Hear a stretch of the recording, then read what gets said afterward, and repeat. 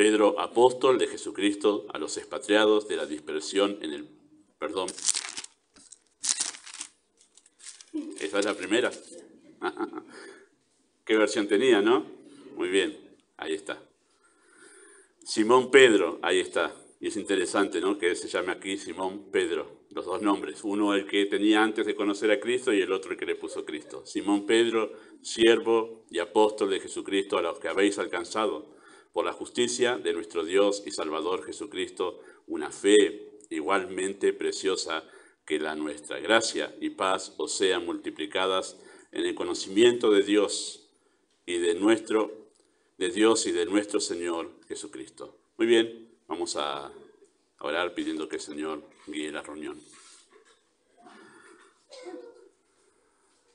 Amado Padre, damos muchas gracias por tu misericordia en concedernos la Escritura, haber obrado de una manera tan particular para preservarla hasta nuestros días, de manera que podemos leer lo mismo que leyeron aquellos creyentes de la primera era de la Iglesia, y podemos saber que es el mismo Espíritu que hoy nos habla como les habló a aquellos creyentes. Deseamos, Padre, poder tener un corazón sensible ahora, que pueda rendirse ante tu palabra, que podamos tener la actitud de humildad necesaria para poder recibir la verdad, poder tener la claridad de parte del Espíritu para poder comprender cómo nuestra vida se relaciona con lo que hemos de ver en la Escritura. Y deseamos, Padre, que tú nos des la gracia para quebrantar nuestra voluntad y ordenar nuestras vidas a la luz de la verdad que hemos de considerar en esta mañana. Oramos, querido Padre, que tú te glorifiques a ti mismo. Deseamos, amado Dios, que tú seas honrado en cada corazón. Pedimos esto en el nombre de Jesús. Amén.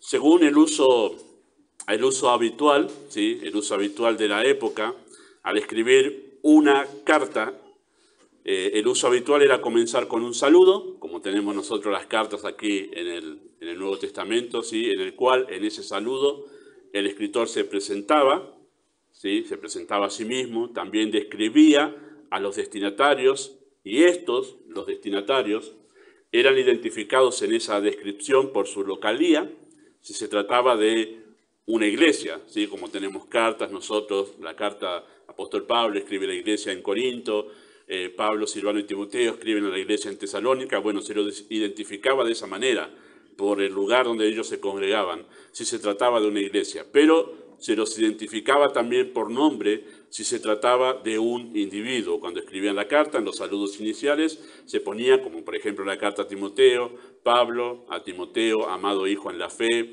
o Pablo a Tito, o Pablo a Filemón, cuando escribían cartas a individuos, ¿no? Siempre estaba relacionado todo con la iglesia, pero a veces fueron cartas enviadas a algunos individuos, pero en los saludos se trataba de eso. El escritor se presentaba, identificaba a los destinatarios y después hacía una breve expresión de deseos, decimos nosotros, ¿sí?, pero daba ahí como una bendición siempre en los saludos iniciales.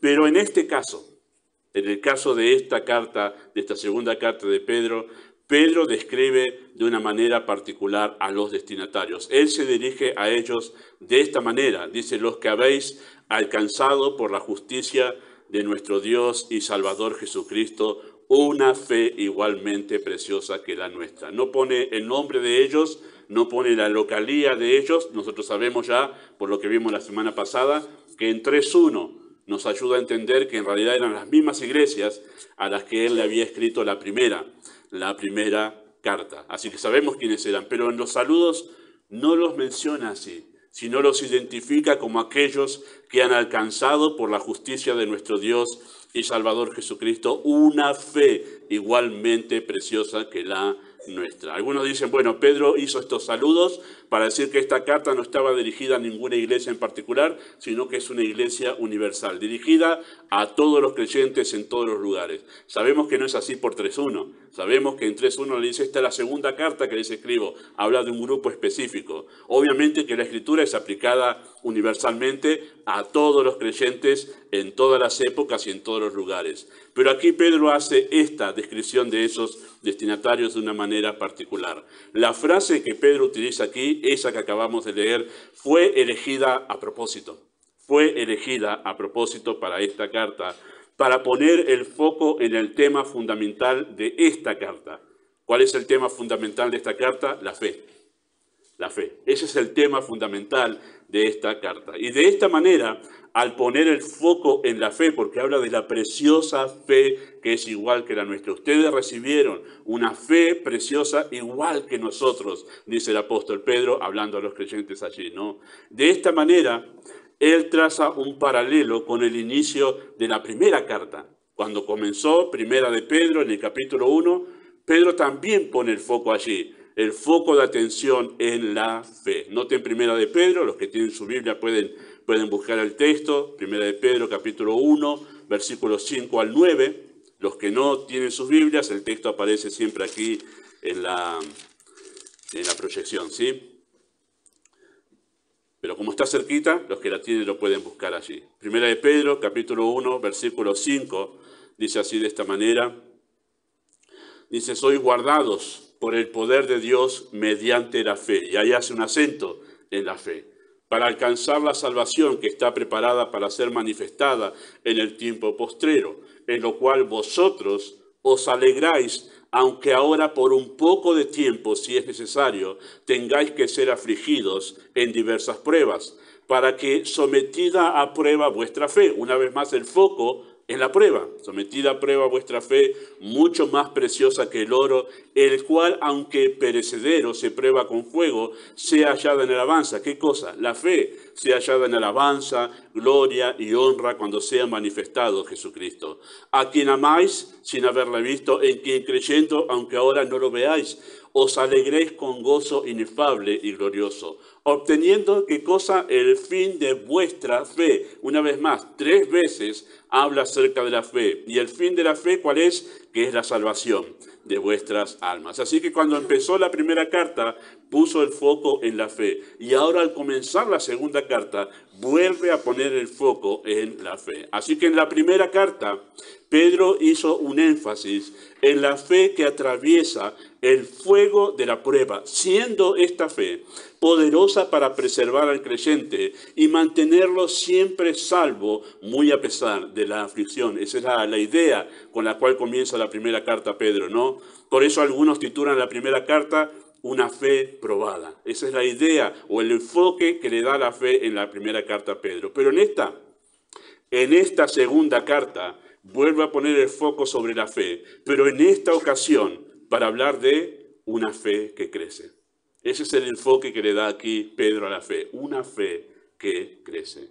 Así que Pedro presenta la fe como la base del crecimiento, porque después va a decir, noten allí, segunda de Pedro, capítulo 1, versículo 5, 1:5 de la segunda carta, vosotros también, poniendo toda diligencia por esto, añadid a vuestra fe. Y ahí vuelve una vez más a poner el acento sobre la fe. Así que Pedro presenta la fe como la base, ¿sí? El fundamento del crecimiento. Nosotros debemos añadir a la fe. De eso se trata el crecimiento en la vida espiritual, en nuestra relación con el Señor. Nosotros vamos haciendo crecer la fe, en el sentido de que vamos llevándola a la madurez.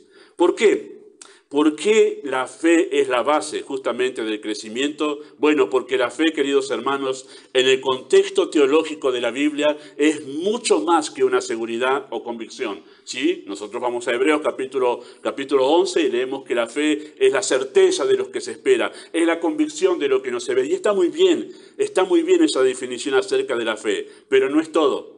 A la luz de la Escritura, la fe es mucho más que eso. Es el instrumento, la fe. Es el instrumento a través del cual Dios capacita al creyente para que pueda obedecer su voluntad. La fe es un poder. Eso es lo que es la fe. Es mucho más que una convicción. Es el instrumento de Dios a través del cual Dios capacita al creyente para que pueda obedecer su voluntad. Y esto lo definió Pedro cuando escribió su primera carta en 1:5 que acabamos de leer. Dice así, sois guardados por el poder de Dios mediante la fe. O sea, el poder de Dios se canaliza en nuestras vidas mediante la fe.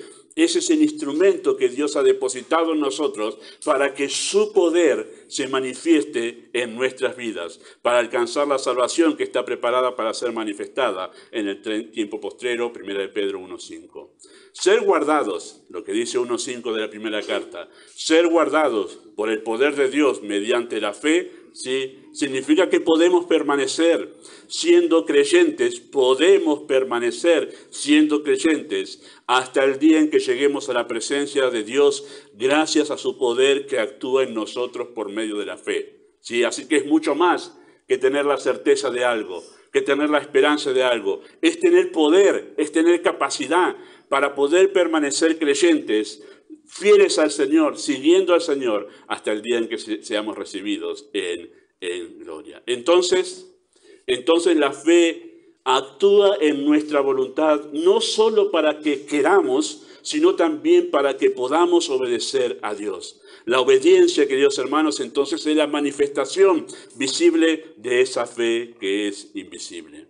Ese es el concepto que la Biblia nos transmite a nosotros acerca de la fe.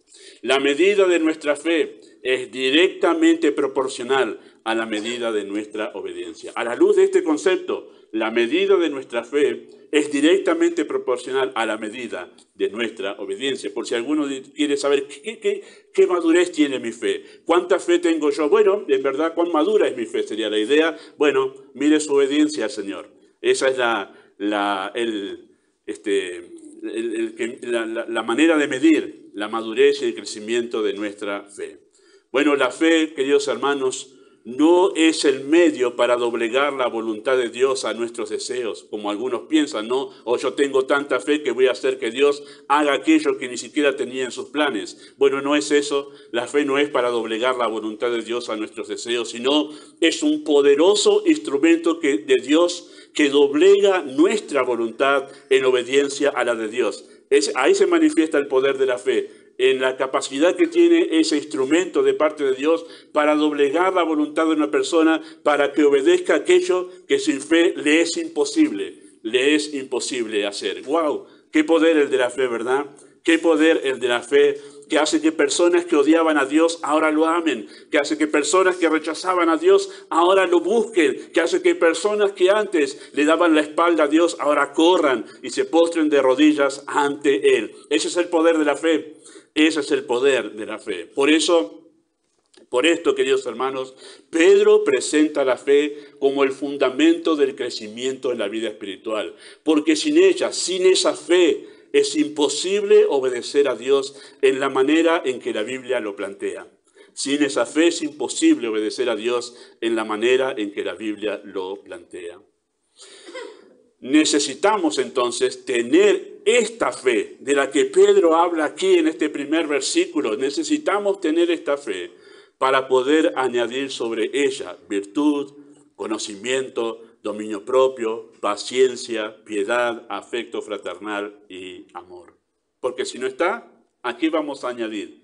Pedro dice añadir a la fe. Si no está esa fe, no es posible empezar a crecer en la vida espiritual. Por lo cual, esta es la base. Esta es la base del crecimiento en Cristo. ¿Qué nos enseña? ¿Qué nos enseña este texto de 2 de Pedro 1:1? ¿Qué nos enseña acerca de la fe? Bueno, nos enseña dos cosas que vamos a mirar nosotros en esta mañana. En primer lugar, nos enseña que la fe es algo que nosotros recibimos por gracia. La fe es algo que nosotros recibimos por gracia. Noten versículo 1, una vez más, Simón Pedro, siervo y apóstol de Jesucristo, a los que habéis alcanzado por la justicia de nuestro Dios y Salvador Jesucristo, una fe igualmente preciosa que la nuestra. Noten que el texto en nuestra traducción dice que ellos han alcanzado una fe igualmente preciosa que la nuestra. Ahora, si bien nuestra traducción, la que usamos nosotros aquí, ¿sí?, la Reina Valera, ¿sí?, nuestra traducción es una de las más precisas, está entre esas traducciones más precisas que podemos tener de la Escritura. Sin embargo, hay algunas palabras que no han sido bien traducidas y esta es una de ellas. Otra es, por ejemplo, la palabra perfección, que aparece muchas veces en el Nuevo Testamento, o perfecto, ¿sí? No es la palabra más acertada en castellano porque la palabra sería completo cada vez que aparece la palabra perfecto relacionado con los creyentes. porque perfecto en castellano nuestro uso da la idea de impecable, como que no hay ninguna falla. Y no es esa la idea de esa palabra cuando dice que debemos ser nosotros, llegar a ser perfectos en el sentido de ser maduros, completos, como la utiliza esa palabra Santiago, ¿sí? Que seáis perfectos y cabales es que seáis maduros y cabales. En este caso, esta palabra también tiene un problema en castellano, porque la palabra alcanzar en castellano da la idea de un esfuerzo personal para obtener la fe que salva. Pero ese no es, ¿sí? No es el significado de la palabra que se usó en el idioma original. Cuando leemos eso, decimos, ellos, y muchos en verdad, sin ir a la palabra y el texto en griego, en el original, toman este texto así como está en castellano y dicen, ¿no ves? Es un asunto nuestro, nosotros tenemos que poner nuestra voluntad para poder generar esa fe, para poder justamente obtener la salvación. Y muchos han hecho un sistema de evangelismo basado en esto, pensando que la fe está en las personas y nosotros tenemos que buscarla, a ver cómo animamos a las personas a que pongan activa esa fe. Pero no es esa la idea, no es el significado de la palabra que se usó en el original. Voy a decir un texto, algo que en verdad no siempre se enseña desde el púlpito, ¿sí? Y lo vamos a ir viendo de a poquito, ¿sí? Porque literalmente esa palabra que se usó allí en el original significa esto, recibir por suerte. Y aquí aparece una palabra que pocas veces usamos en la iglesia, es la palabra suerte. Y aquí aparece, literalmente es eso. Y la idea es esta, así que vaya siguiéndome de a poquito para no después usar esto para otras cosas, ¿sí? Pero la idea es esta de esa palabra, es de recibir algo sin que yo tenga mérito alguno. Porque en realidad es así cuando uno recibe algo por suerte en el uso que le damos nosotros, ¿no? La idea de suerte. La idea es esa, es que la suerte es así, ¿no? Puede tocarle a cualquiera indistintamente de su condición o de la clase de persona que sea. Esa es la idea de suerte. Yo no hice nada, o sea, me pasó, es suerte. Esa es la idea de suerte, ¿no? Por eso es que la idea de esa palabra es de recibir algo sin que yo tenga mérito alguno por haberlo recibido. Y la idea de suerte, en realidad, en la cultura judía, era muy distinta que la idea de suerte en nuestra cultura, ¿sí? Y por eso necesitamos hacer un acento. Nosotros pensamos, cuando hablamos de la suerte, ¿sí? En una cuestión del azar, como que alguna fuerza mística, que no sabemos cómo es y de dónde viene, nos ha favorecido y que las cosas ahora, para que las cosas nos salgan ahora bien. No sé, hoy tuve un día de suerte, las cosas me salieron, no sé por qué, pero me habré levantado con el pie derecho, otros que son muy con este tema de la suerte y todo este tema místico, y si no me voy a... Bueno, los jugadores de fútbol entran saltando con un pie para que le vaya mejor en el partido y después terminan perdiendo 5-0, pero el asunto es esa idea, ¿no?, de la suerte que tenemos nosotros, como que no sabemos de dónde, pero hoy el día me favoreció. En nuestra cultura la suerte es algo que nosotros en cierta forma controlamos o llamamos, ¿no? Hay que llamar a la suerte, suelen decir, ¿no? Por eso algunos tienen amuletos o ciertos hábitos, ¿sí? Hay algunos que, por ejemplo, cuando llega la final de algún campeonato, como la Copa América o el Mundial, dice, ¿qué hicimos la otra vez y que no salimos campeones? Bueno, nos juntamos todos. Esta vez no nos juntemos todos. Cada uno lo ve en su casa, para no traer la mala suerte, dicen ellos. Bueno, o nos juntamos todos para traer la suerte porque nos juntamos todos y salimos campeones. Bueno, cosas así, ¿no? Como que depende de nosotros, qué hacemos, qué hábitos tenemos. Esa es la idea que tenemos de suerte nosotros. Otros creen en la mala suerte y utilizan cintas rojas, ¿no?, sobre su vehículo contra la envidia, porque creen que de esa manera, o mejor dicho, que eso es la causa de algunos infortunios en su vida. Bueno, pero en la cultura judía, queridos hermanos, la suerte era algo que estaba bajo la soberanía de Dios. La suerte era algo que estaba bajo la soberanía de Dios. Proverbios 16:33, aparece aquí el texto, dice esto. La suerte se echa en el regazo, habla del seno, ¿sí? Se echa en el regazo. Mas de Jehová es la decisión de ella. Dios teniendo parte en aquello que nosotros decimos sucede por suerte. Dios está allí actuando, es lo que dice Proverbios 16:33. Y para despejar algunas dudas, si ya está pensando en eso por las dudas o malos entendidos, la suerte en Israel nunca estaba relacionada con juegos de azar. ¿sí? Para que no salga de aquí ya con Proverbios 16:33 y se vaya a un numerito en la quiniela y se total la suerte está en la mano de Jehová. Así que él decidirá si me toca o no toca. Nunca estaba relacionado con juegos de azar. Nunca estaba relacionado con juegos de azar la suerte en el Antiguo Testamento, sino con la toma de ciertas decisiones en momentos muy especiales y concretos. No voy ahora a ir a esos textos porque no es el mensaje para eso, pero usted puede buscar en Google, poner suerte en la cultura judía y va a ver todos los pasajes allí que están relacionados con eso, sobre momentos muy particulares donde no había algo específico en la Escritura, ¿sí? Todavía no tenían algo específico. ¿Qué hacemos acá, Señor, sobre este caso? Y en algunos había que echar suertes, ¿sí? Como en el caso de Acán, que había pecado y nadie sabía quién había pecado. Y se fue echando suertes hasta que la suerte, habiendo orado, la suerte fue y llegó justo a la familia de Acán y se descubrió que ellos habían pecado allí. Sí, bueno, cosas así, como en ese caso. Así, a eso se refería, o así se usaba la suerte en ese tiempo. No era que iban a jugar un número en la quiniela o el PRODE.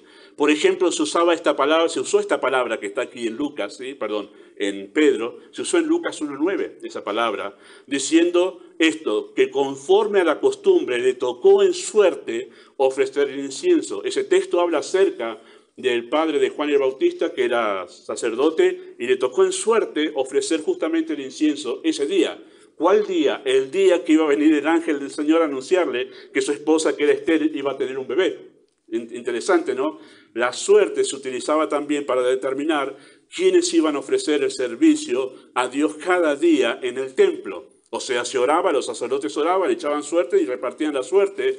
Hacían de esa manera el calendario de servicio en el templo y así se usó, por ejemplo, se registra que se usó en Lucas 1:9. También vemos esta práctica de la suerte, de echar suertes, en Hechos 1:23 al 26, donde los apóstoles, basados en la Escritura, tuvieron que buscar un sucesor de Judas y habiendo tenido 2 candidatos y habiendo orado, echaron suertes y la suerte cayó sobre Matías, Y en ese caso, la palabra, queridos hermanos, que se usa en Hechos, capítulo 1, 23 al 26, la palabra suerte que aparece en castellano, no es la misma que en Pedro, sino que es una palabra que, traducida al castellano, se traduciría literalmente como maderitas. Y parece hacer alusión a la manera en que se echaba suerte, porque en realidad no hay mucho registro de qué hacían, pero parece que usaban madera, no sabemos si era como un palito, al sacar más corto, más largo, no sé cómo era, pero se hacía así, de una manera así, algo práctico, ¿no? Era el asunto. Y dice que la suerte cayó sobre Matías. Habrá sacado el palito más largo y dice, vos sos el elegido del Señor. Bueno, tenían que reemplazar a Judas. Pedro se levantó y dijo, basado en un texto de la Escritura, tenemos que hacer esto, porque la Escritura ya está indicando que tenemos que elegir a alguien que venga a ocupar el lugar de Judas, que se había suicidado, ¿no? ¿Cómo hicieron? No había algo específico, no había un versículo que diga, elijan a Matías. No había. ¿Y qué hicieron en ese momento? Echaron suerte y la suerte cayó sobre Matías. Bueno, así se usaba el tema de la suerte y Dios interviniendo para realmente guiar cuál era su voluntad en determinados momentos. No es que a cada momento estaban echando suerte para ver que me voy hoy de vacaciones, me voy a Jujuy o al sur. Bueno, tiramos la suerte, a ver qué pasa. No estaban a cada rato tirando suerte. Había momentos particulares, decisiones muy serias donde ellos tenían que tomar una resolución y no había algo muy claro en la Escritura.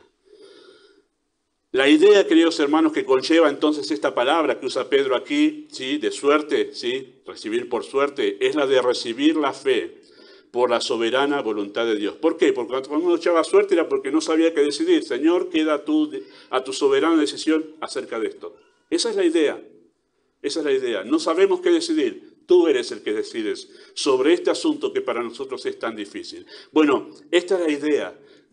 Recibieron la fe, no por algún mérito de ellos o por algún esfuerzo personal, sino porque Dios decidió darles a esas personas a quienes Pedro les está escribiendo la preciosa fe. Dios decidió dárselas. Y no significa que Dios echó suerte, ¿no? De que Dios estuvo en el cielo, en la eternidad, haciendo girar el bolillero de asistencia de todas las personas en el mundo y fue sacando a ver a quién le toca. No. Dios determinó obviamente de una manera precisa. Dios no echó suerte. Él decidió de manera precisa y definida a quienes daría la preciosa fe que salva. Entonces, Entonces la fe no es algo que tenemos en nuestra naturaleza humana. La fe que salva, esa fe que realmente nos lleva a crecer en Cristo, primero nos salva y después nos lleva a crecer en Cristo, no es algo que tenemos en nuestra naturaleza humana, ni tampoco es algo que podemos generar con nuestro propio esfuerzo o voluntad, sino que nos es dada por soberana voluntad de Dios, en su pura gracia, sin mérito alguno en nosotros. Por eso titulé este punto, la fe es algo que recibimos por gracia, porque Dios quiso darnos esa fe para ser salvos. No está en nosotros. En ningún ser humano está esta fe que salva. Dios la dio a quienes Él quiso, por su soberana voluntad. Quiso darles a algunos ese poder que lleva a una persona a resucitar de su muerte espiritual y comenzar a caminar en obediencia a Cristo. Entonces, si esta fe nos fue dada a nosotros, si no hay mérito por ningún mérito, si no hay mérito ninguno en nosotros, ¿en qué se basó Dios para darnos un don tan valioso? ¿En qué se basó Dios para darnos un don tan valioso? Bueno, el texto nos responde, por eso hago esta pregunta, ¿no?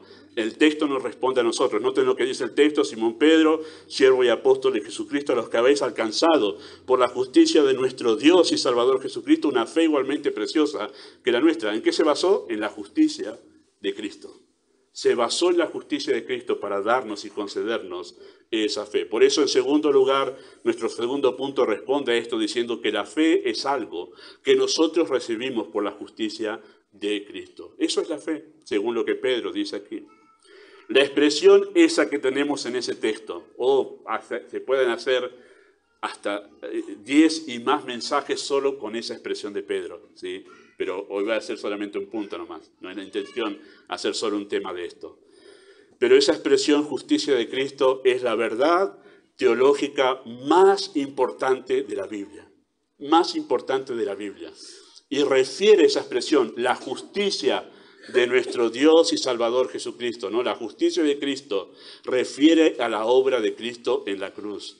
Nosotros, queridos hermanos, necesitamos entender tal hecho, el hecho de la justicia de Cristo, porque con base en este hecho nos fue concedida la fe. Es por la justicia de Cristo que nos fue concedida esa fe. Ahora, pensemos en esto por un momento. La idea de justicia, ¿no? Cada vez que vamos a la Escritura y hablamos sobre el tema de la justicia, encontramos la palabra justicia, estamos pensando en las injusticias sociales, pensamos en la justicia que hace falta en la sociedad. Bueno, eso está alejado en realidad, en cierto modo, de lo que significa la justicia en el contexto bíblico y más precisamente cuando hablamos de la justicia de Cristo. La idea de justicia en términos bíblicos significa esto: ajustado a la ley o lo que es en conformidad a la ley. Eso es justicia. Cuando hablamos de que Dios es justo, nosotros entendemos que es un ser ajustado a la ley. ¿A cuál ley? Porque no hay nada superior a Dios, a su propia ley. Por eso es que Dios no puede negarse a sí mismo. No puede hacer algo contrario a su persona porque Él es la ley máxima del universo. Y por eso es que Él siempre todo lo que hace, nunca jamás hará en todo lo que hace algo que vaya contrario a su propia persona. Ahí sería un Dios injusto si hace algo que va en contra de su propia persona, porque Él es la medida suprema de la ley. Pero eso es lo que es justicia, ajustado a la ley o lo que es en conformidad a la ley. Y la ley que Dios estableció en el universo, en base a la cual determina la justicia, ¿sí? Porque Dios es el que determina la justicia en el universo. ¿Cuál es el concepto de justicia? Dios lo establece. Se resume la justicia que Dios estableció en el universo en 2 mandatos. Amarás al Señor tu Dios con todo tu corazón, con toda tu alma y con toda tu mente. El segundo mandato de esa ley universal es amarás a tu prójimo como a ti mismo. Dios va a juzgar a todo ser humano en el juicio del gran trono blanco. Ahí está. Juzgará a todo ser humano allí en base a esta ley. En base a esta ley. Amarás a Dios con todo tu corazón, toda tu alma y todas tus fuerzas. Y amarás a tu prójimo como a ti mismo. En esto se resume la ley y los profetas, dijo Cristo, ¿verdad? Una persona justa, entonces, una persona justa es aquello que se ajusta a la ley. una persona que hace justicia, ¿sí? Así que una persona justa es aquella que puede cumplir estos dos mandatos de manera plena. Eso es una persona justa, que cumple estos dos mandatos de manera plena. Ama a Dios de manera plena, con toda su mente, corazón y fuerzas, y ama a su prójimo como a sí mismo, ¿sí? Esa es la idea de esta ley. Pero, queridos hermanos, no tengo dudas en afirmar esto, y el trabajo empírico no puede ir más lejos de nosotros mismos para poder corroborar que esto es así. Ningún ser humano, ni siquiera nuestros primeros padres, Adán y Eva, en estado de inocencia, pudieron amar a Dios de esta manera, ni tampoco pudieron amarse entre sí de esta manera. ¿Ha pensado en ese momento en que Adán y Eva vivían sin que haya pecado en el mundo en el que ellos vivían? Ni siquiera en ellos mismos todavía, pero ni siquiera en ese estado de inocencia pudieron amar a Dios de esta manera, con toda su alma, con todas sus fuerzas y con todo su corazón. ¿Por qué? Porque si hubieran amado a Dios así, jamás habrían pecado. Y tampoco Adán pudo amar a su prójimo como a sí mismo, que su prójimo era su propia esposa. Porque si la hubiese amado como a sí mismo, en lugar de hacer caso a lo que ella estaba diciendo, que era en verdad ir en contra de la ley de Dios, y sabiendo que en verdad iba a venir la muerte como consecuencia de eso, le he dicho, no, querida esposa, no hagamos eso. Pero pensó en sí mismo. No amó ni siquiera a su prójimo como a sí mismo. Y Eva tampoco amó a su prójimo como a sí mismo, si no le hubiese hecho esa propuesta. Ni siquiera nuestros primeros padres, queridos hermanos, en estado de inocencia, pudieron cumplir esta ley. Lo cual quiere decir, queridos hermanos, que aún en la ausencia de pecado, sin pecado en el mundo, aún así necesitamos de Cristo. Aún así necesitamos de Cristo. Cuando en Romanos capítulo 3, queridos hermanos, y obviamente si digo eso de Adán y Eva, hermanos, ¿cuánto más de nosotros en estado de pecado no podemos cumplir esta ley? Amar a Dios con todo nuestro corazón, con toda nuestra alma y con todas nuestras fuerzas. Y día a día, todos nosotros, yo me incluyo en eso, damos testimonio de que no amamos a Dios como en verdad esta ley lo dice. No lo amamos de todo nuestro corazón, no lo amamos de toda nuestra mente, no lo amamos con todas nuestras fuerzas. Damos testimonio día a día que elegimos otras cosas antes que a Dios. Y damos testimonio que no amamos a nuestro prójimo de esta manera, negándonos a nosotros mismos, porque esa es la idea de amar a mi prójimo como a mí mismo. Es negarme a mí. Darle en primer lugar al otro antes que a mí. Todos los días damos testimonio de que nosotros quebrantamos esta ley universal, estas dos leyes universales.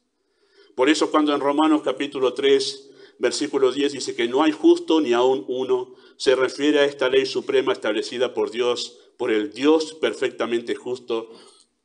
Y por no poder cumplir esa ley somos dignos de la más alta condena. La Biblia dice la muerte eterna. La muerte eterna. Sin embargo, y aquí viene la sonrisa y la paz en todo esto. Sin embargo, allá en Belén, entró en el mundo uno que cumplió esa ley que nosotros no podíamos cumplir. Hablamos de Cristo. Amó a su Padre Celestial hasta la muerte. Estuvo dispuesto a dar su vida con tal de no salir de la voluntad de Dios. Amó a sus prójimos, el mundo al cual él vino, hasta la muerte. Humillado como un esclavo, los sirvió, nos sirvió. Siendo Dios, se hizo semejante a nosotros. Siendo aún pecadores, Él murió por nosotros. Dígame si eso no es amor al prójimo. Dígame si eso no es amor al prójimo. Cumplió esta ley a la perfección, en plenitud. Esta justicia, eso, acto de justicia de Cristo, porque se ajustó a esa ley universal. Esta justicia nos es imputada a nosotros, los que creemos en Él, para que seamos tratados por Dios como justos. El pasaje que explica de manera concisa esta verdad que estamos hablando, la justicia de Cristo, es 2 Corintios 5:21. El texto aparece aquí. Dice así ese texto: al que no conoció pecado, por nosotros lo hizo pecado, para que nosotros fuésemos hechos justicia de Dios en Él. A esto que dice Pablo aquí es lo que se está refiriendo Pedro ahí cuando dice la justicia de nuestro Dios y Salvador Jesucristo, y que por eso recibimos la fe a esto que dice Corintios 5:21. Y permítame citar al pastor MacArthur en este asunto, cuando él está explicando este texto, 2 Corintios 5:21, y lo cito, él dice así: ¿qué significa que Dios hizo que Cristo se hiciera pecado? En la cruz Dios trató a Jesús como si Él personalmente hubiera cometido cada pecado de cada persona que creería en Él, aunque en realidad no había cometido ninguno. Eso es lo que significa la sustitución. Jesucristo como nuestro sustituto, llevando nuestro castigo. El resto del versículo nos dice la razón por la que Cristo fue hecho pecado por nosotros. Lo fue para que pudiésemos ser justicia de Dios en Él. Ese es el otro aspecto de la sustitución. Dios trató a Jesucristo como si fuera un pecador, para podernos tratar como si fuéramos justos. Él estuvo haciendo eso durante toda su vida, llevando una vida plena, justa. Hebreos capítulo 4, versículo 15 dice que Él fue tentado en todo como lo somos nosotros, pero sin pecado. Fue tentado como niño, como joven, como adulto, pero no pecó. ¿Por qué tuvo que llevar esa vida sin pecado? Para que su vida sin pecado se acreditara en nuestra cuenta. Esa es la doctrina de la sustitución, que la vida sin pecado de Jesucristo pudiera dársele a usted o serle imputada. Así que en la cruz Dios trató a Jesús como si Él viviera la vida que usted vivió, de modo que Dios pueda tratarlo a usted como si viviera la vida de Jesucristo. Ese es el meollo del Evangelio, fin de la cita. Esto es una verdad tremenda, hermanos. Porque lo que hizo Dios en Cristo es hacer en el Calvario con Él lo que debía haber hecho con nosotros. Lo trató como si Él hubiera vivido nuestras vidas. Lo castigó por nuestros pecados. Eso significa que Él tomó nuestro lugar. Dios lo trató como si nos hubiese tratado a nosotros, delincuentes de la ley de Dios, que hemos cometido infracción contra la ley de Dios. ¿Para qué? Para que al haber dado testimonio que Él es justo, porque dio testimonio que Él cumplió esa ley universal a la perfección, pudiese ahora tratarnos a nosotros como si nosotros hubiésemos vivido la justicia de Cristo, cumplido la ley, y se nos declare justos, aunque nosotros no podemos hacer eso. Esa es la verdad de la salvación, de que Dios nos mira a nosotros como justos a través de su Hijo, porque Él nos representa en los dos sentidos. Nos representó a nosotros para recibir nuestro castigo y nos representó para que Dios nos pueda ver a nosotros como si fuésemos su amado Hijo eterno. Así es. Eso es lo que significa la justicia de Cristo aquí. Así que nosotros, por nuestra injusticia, no somos dignos de recibir la fe. Pero debido a esta sublime obra de justificación, Dios puede darnos la poderosa fe que salva. Es el escritor de la carta a los Hebreos que utiliza esta misma verdad para estimular la fe de sus lectores con esta misma verdad teológica. Y dice así Hebreos capítulo 12, versículo 1 al 3. Está hablando de lo mismo que habló Pablo en 2 Corintios 5 y lo que habló Pedro aquí acerca de la justicia de Cristo. Lo mismo que habla el autor de los Hebreos en el capítulo 12, versículo 1 al 3. El texto dice aquí, también aparece aquí en el proyector. Por tanto, nosotros también, teniendo en derredor nuestro tan grande nube de testigos. Esa nube de testigos, hago un paréntesis, es lo que acaba de contar en capítulo 11 de la carta a los Hebreos. ¿Qué es capítulo 11? Los héroes de la fe. Ahí es donde menciona a Abraham, a Moisés, a David, a todos los demás. Es esa grande nube de testigos. Teniendo en derredor nuestro tan grande nube de testigos, despojémonos de todo peso y del pecado que nos asedia y corramos con paciencia la carrera que tenemos por delante. Y noten lo que dice el verso 2. Puestos, ¿cómo debemos correr? Puestos los ojos en Jesús, el autor, ¿y qué? Y consumador de nuestra fe. Tremendo es eso. Es maravilloso eso. Es maravilloso. El cual por el gozo puesto delante de él sufrió la cruz, menospreciando lo propio. Lo que le está diciendo el escritor de Hebreos es, miren cuánto costó para que ustedes puedan disfrutar de la preciosa fe. El cual por el gozo puesto delante de él sufrió la cruz, menospreciando lo propio y se sentó a la diestra del trono de Dios. considerad a aquel que sufrió tal contradicción de pecadores contra sí mismo para que vuestro ánimo no se canse hasta desmayar. Ahora, qué interesante, ¿no? Cuando nosotros leemos Hebreos capítulo 11, nos admiramos de Abel, el primer mártir de la fe, ¿sí? Abel, que fue matado, perseguido por su propio hermano. Y es interesante que el primer mártir surgió en el seno de una familia. Y es interesante que fue muerto por un religioso, el religioso Caín, que ofrecía a Dios de sus propias obras porque no confiaba en la obra de Cristo. Y el primer mártir vino en el seno de un contexto religioso. Tremendo. Y vemos a Abel, y vemos a Abraham abandonando todo, y vemos a Moisés que se sostuvo como viendo al invisible, porque él tenía la mirada puesta en el galardón, porque tenía por mucho más valioso los vituperios de Cristo que los tesoros de los egipcios.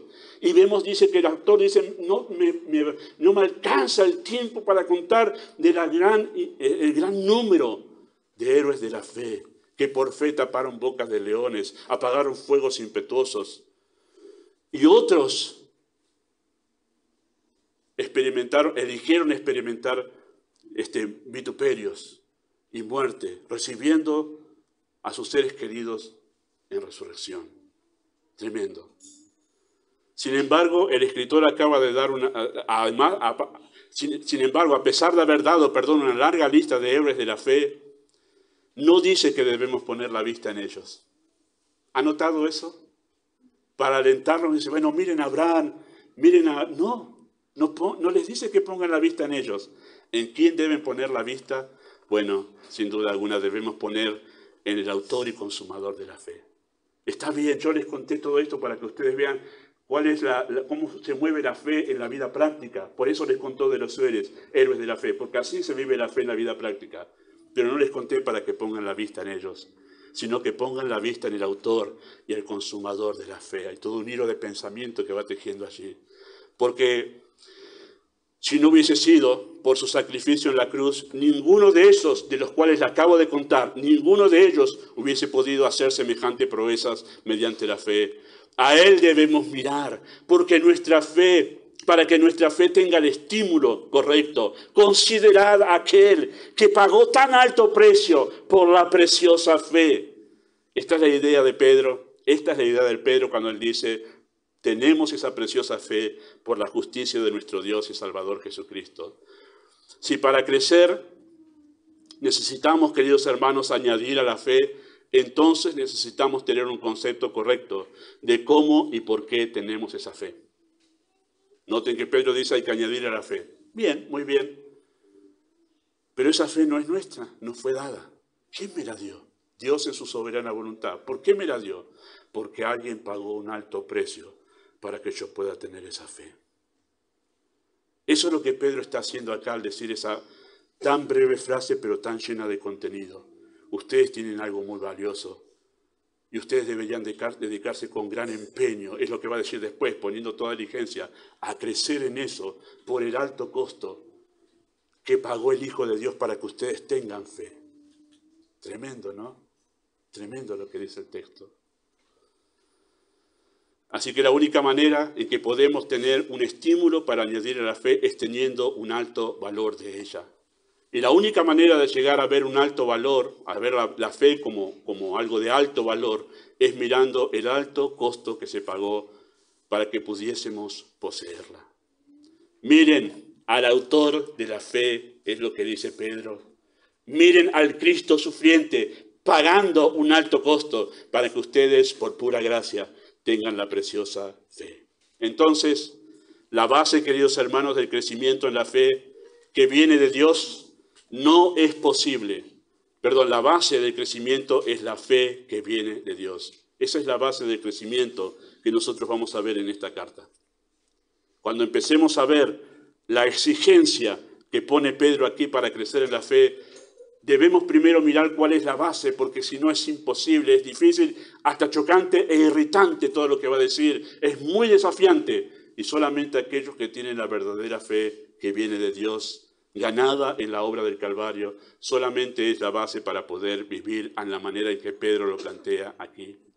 No es posible, no me equivoco en este absoluto. No es posible crecer en Cristo sin esta fe. ¿Cuál? La que viene por la justicia de Cristo. No es posible. Quizá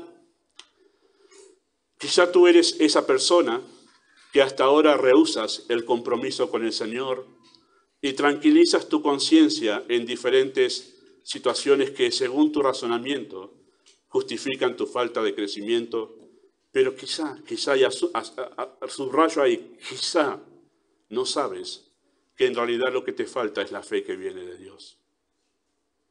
Quizá es eso.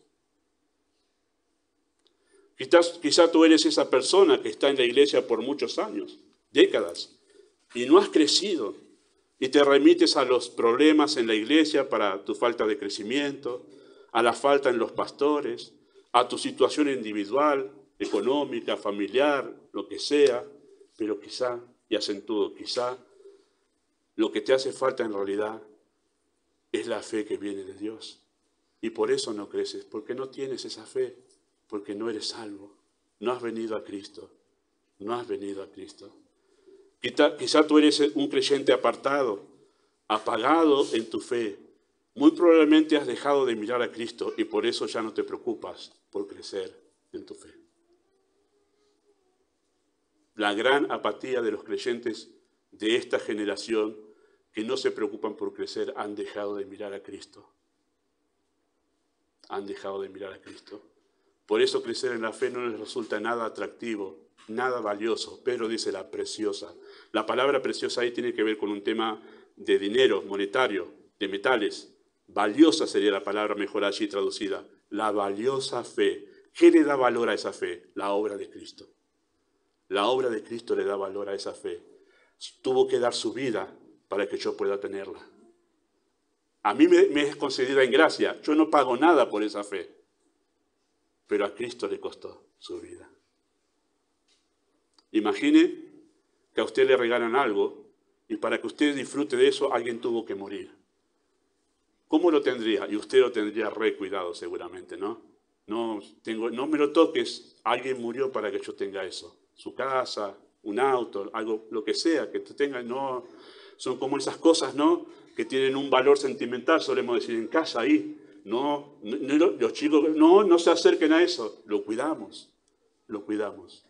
Yo creo que nosotros, en verdad, descuidamos nuestro crecimiento en la fe porque hemos dejado de mirar el Calvario a la cruz de Cristo. Y minimizamos el crecimiento. Minimizamos crecer en la fe porque hemos apartado nuestra vista de Cristo y la hemos puesto en nosotros mismos. Y quiero darles una ayuda a aquellos que conviven con personas que dicen ser creyentes, pero no crecen nada. Y uno dice, ¿qué habrá pasado? La iglesia. No, quizás debes mirar más profundamente en su corazón y darte cuenta que quizá no, lo más probable no es salvo. No es salva, porque todavía no tiene la fe, por eso no crece. Esta es la base del crecimiento.